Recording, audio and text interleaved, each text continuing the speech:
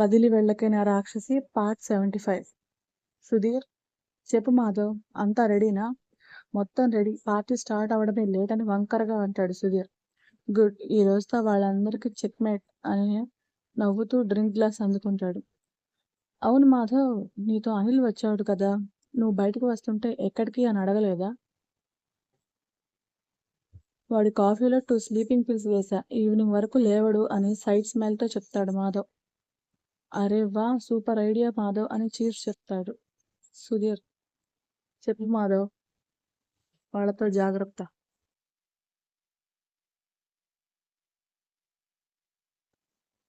ఏంటి మాధవ్, మరీ వైలెంట్గా ఉంటారా? ఒకసారి ఇది చూడు అని ఒక వీడియో చూపిస్తాడు. ఆ వీడియో చూసిన సుధీర్కి తననే హింసిస్తున్న ఫీలింగ్ కలుగుతుంది. ఏంటి మాధవ్, ఇది మరీ ఇంత క్రూరంగా ఉన్నారేంటి? మరి విహానాకి ఆ మాత్రం ట్రీట్మెంట్ లేకపోతే ఎలా అని కసిగా అంటాడు. అయితే తన చావు పక్కా అన్నమాట.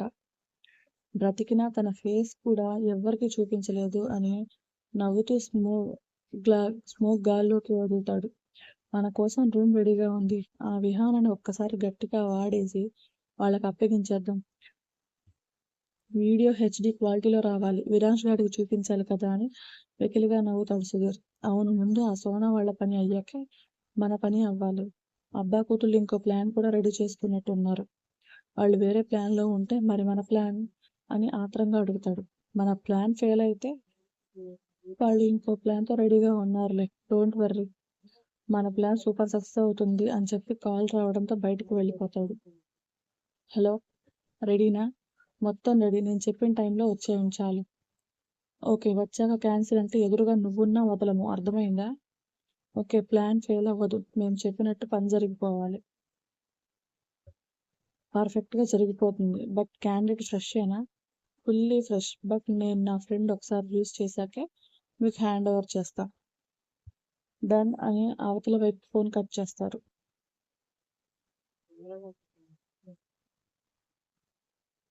మాధవ్కి కొన్ని గంటల్లో విహానం సొంతం అవుతుందని ఎంతో హ్యాపీగా ఫీల్ అవుతూ సుధీర్తో కలిసి మందు కొట్టడంలో బిజీ అవుతాడు.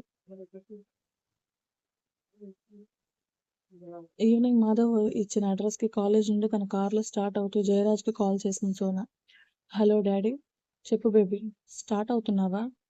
లేదురా, నాకు ఒక ఇంపార్టెంట్ మీటింగ్ ఉంది, నువ్వు వెళ్ళి ఈలోగా నేను వచ్చి జాయిన్ అవుతాను. సరే డాడీ, తొందరగా వచ్చి అని సోనా ఒక్కటే ఆ గెస్ట్ హౌస్కి వెళ్తుంది. పని వాళ్ళందరూ వెళ్ళిపోయాక ఆమె వెళ్ళడంతో ఎవరూ అక్కడ కనిపించరు. వాచ్మెన్ ఒక్కడే బయట ఉంటాడు. చుట్టూ చూసిన సోనాకి గెస్ట్ హౌస్ కొంచెం వియర్డ్గా అనిపిస్తుంది.